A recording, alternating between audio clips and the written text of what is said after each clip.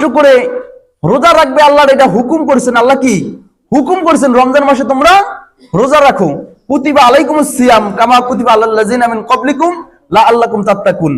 হে ঈমানদারগণ, আল্লাহ তাআলা বলেন ইয়া আইয়ুহাল্লাযিনা আমানু, হে ঈমানদারগণ, তোমরা তোমাদের জন্য রমজান মাসে রোজা ফরজ করা হয়েছে যেরকম ভাবে তোমাদের পূর্ববর্তী লোকদের উপর ফরজ করা হয়েছিল। আমাদের দাদার জন্য কি ফরজ ছিল, বাবার জন্য ফরজ ছিল, আমরা আছি ফরজ আছে, আবার আমাদের ছেলে মেয়ে তাদের জন্য কি ফরজ করা হবে। এর জন্য প্রস্তুতি গ্রহণ করা, যত কাজ আছে রোজার আগে কি যত ভারী কাজ আছে ভারী কাজগুলো আগে সেরে নেওয়া, তারপর কি রোজার মাসে এমন কাজ করব যেই কাজের দ্বারা আমার রোজা না ভেঙে যায়, রোজা না ভাঙতে হয়। আর যদি একটা রোজা কোনোভাবে ভেঙে যায়, দ্বিতীয় দিনও মনে করে একটা তো ভাঙছি, আরেকটা ভাঙলে কিছু হইবে না, এরকম আরেকটা ভাঙলেও কিছু হইবে না, এরকম করতে করতে দেখা গেল সে 30টা রোজাই কি তার ভেঙে গেল, রাখতে পারলো না। এই কারণে এমন নিয়ত করতে হবে যে মরি মরি বাসি বাসি রোজা ছাড়মু না, রোজা ছাড়মু না, রাখমু। কি গ্যাসটাকে আর কি করবে, কি হবে? এক রমজানে তো এরকম হয়েছিল যে না মসজিদে নামাজ পড়াইতে যাবো, আসরের পড়াইতে যাইতে পারতেছি না, ঘরে পড়বো, এরকম মানে পেট ব্যথায় সোজা দাঁড়াইতে পারতেছি না। আমি বললাম যে না রোজা ছাড়মু না, যত কষ্টই হোক রোজা একটা ভাঙলে আরেকটা শয়তানে ঠেলে ঠেলে ভাঙ্গাইবেই। তো এই কারণে রোজা কোনোভাবেই ছাড়া যাবে না। রোজা বলা হয়েছে একটা রোজা যদি একটা বান্দা ছেড়ে দেয় তাহলে যে না বলা হয়েছে এই 2 মাস যদি টানা 2 মাস রোজা রাখে তাহলেও সম্পূর্ণ হবে না। তবে উলামায়ে কেরাম বলেন 2 মাস টানা রোজা রাখতে হবে 60 দিন, অথবা 60 জন মুসাফিরের একটা রোজা কাজার জন্য 60 জন মুসাফিরের 2 বেলা পরিপূর্ণভাবে খাওয়াইতে হবে। খাওয়াইতে পারবেন? এটা হলো জরিমানা হিসাবে। তাহলে এই কারণে রোজা আমাদের ছাড়া যাবে না। বলছিলাম অনেক আগে, কয়েকজন আগে বলছিলাম যে না নফল রোজা কিন্তু আপনি ভাত খেয়ে রাখতে হবে, সাহারি খেয়ে। আর ফরজ রোজা সাহারি না খাইতে পারলেও সমস্যা নাই, রোজা আপনি আলাপ পান নাই তো রাখতে পারবেন। এই কারণে রোজা নামাজ আল্লাহ তাআলা বেশি বেশি রোজার মাসে বেশি বেশি আমল করার জন্য হাদিস শরীফে আসছেন যে অন্য অন্য মাসে যেটা ফরজ রমজান মাসে সেটা নফলের মতন। মানে অন্য অন্য মাসে ফরজ যেই আমল করলে যেই সওয়াব হইতো, রমজান মাসে নফল আমল করলে সেই সওয়াব। এবং অন্য একটা ফরজ অন্য ফরজের 70টা ফরজের সমান এই রমজান মাসে। এর জন্য বেশি বেশি আমরা চেষ্টা করব নামাজ পড়তে। এবং অনেকে মাসালা দেয় হুজুর তারাবি না পড়লেও কি, আবার এটা বললে আবার অনেকে ঘাবড়ে যেতে পারে, যেন তারাবি না পড়লে রোজাই হয় না। রোজা হবে কিন্তু ওই নেকিটা কি পাইলো না। এই কারণে তারাবিও ছাড়া যাবে না। তারাবি আপনার 20 রাকাত পড়ে যান, আর বাড়িতে যে 20 রাকাত পড়া কিন্তু কি হবে না। এই কারণে এই রমজান মাসে যে সুন্নতের 3টা দিক আছে, ফরজের 3টা দিক আছে। কোনো কথা আছে নাকি? সংক্ষেপে ছেড়ে দিতেছি, যেহেতু টাইম টু টাইম একটা টাইম আল্লাহ তাআলার একটা নিয়ামত, এবং টাইম টু টাইম দাঁড়াইতে হয় যে কোনো কাজে। কারণ অনেক মানুষ আছে বিভিন্ন কাজে যাবে, বা অনেক জায়গায় ওয়াদা দিয়ে আসছে যে না অমুক জায়গায় নামাজের পর যাবো, টাইম টু টাইম নামাজ না পড়লেও সমস্যা।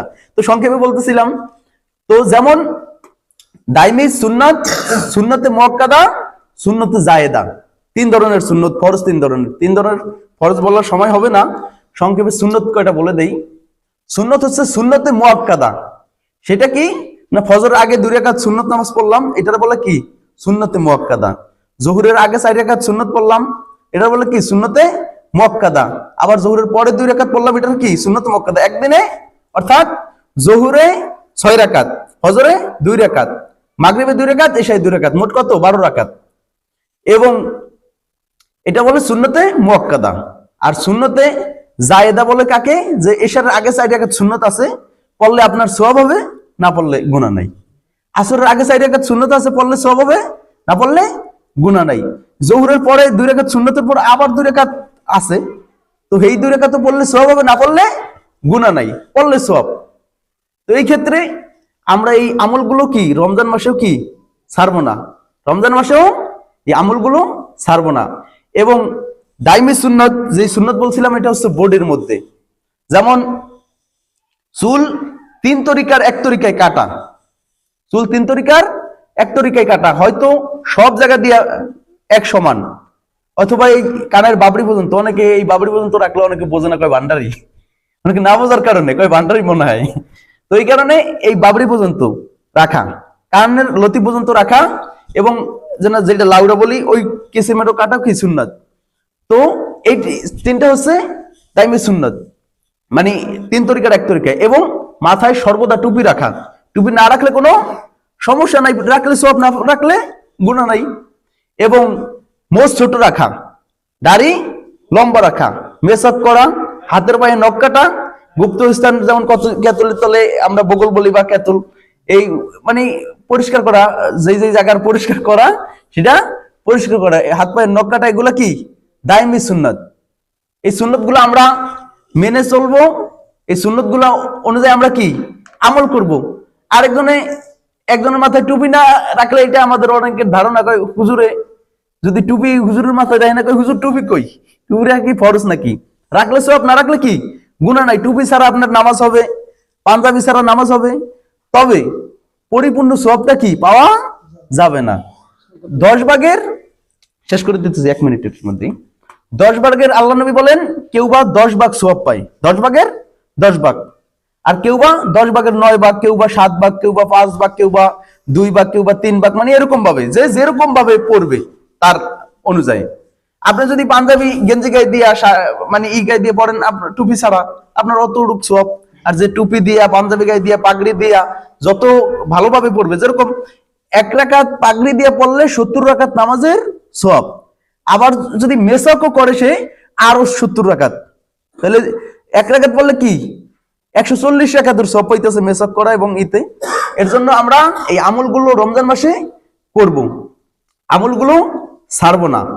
এবং সাহারি ছেলে মেয়ে ছোট বড় সবাইকে খাওয়ানোর চেষ্টা করবো, এটা তাদেরও অভ্যাস হবে এবং ভালো হবে। তাদেরকে উঠাবেন, উঠাইয়া রাখো। আমার মা ভাই আমার ছোটবেলা করতো কি, ও অর্ধেক রাখ রোজা, এই জহুর তোমায় রাখ, আবার ভাঙ্গে লবি, আবার কালকে অর্ধেক রাখবি, মানে এরকমই করতো। কিন্তু রোজা তো আর হবে না, এখন শোনা বুঝি রোজা হবে না, কিন্তু মায়ে ওইভাবে বুঝাইয়া রাখাইতো, যে না অভ্যাস হয়ে গেছে। আর তো এই রোজা রাখাও আমাদের কি সম্ভব হইতো না। আল্লাহ পাক রব্বুল আলামিন যে কথাগুলো বললাম, বলনে আল্লাহ এবং শুননে আল্লাহ সবাইকে আমল করার তাফিক দান করুন, সকল বলুন আমিন।